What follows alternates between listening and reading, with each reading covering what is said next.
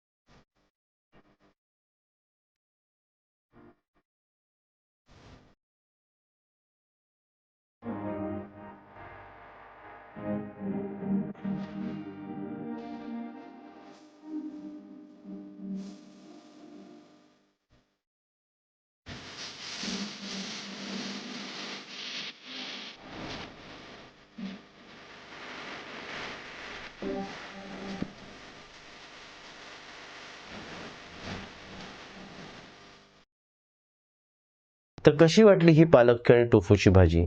तुम्ही याचा वापर घरी निश्चित करा आणि तुमची शुगर जर कमी झाली तर आम्हाला कमेंटमध्ये नक्की कळवा. तर आजचा व्हिडिओ हा कसा वाटला हे आम्हाला नक्की कळवा आणि पुढचा व्हिडिओ येईपर्यंत स्वस्थ राहा, मस्त राहा.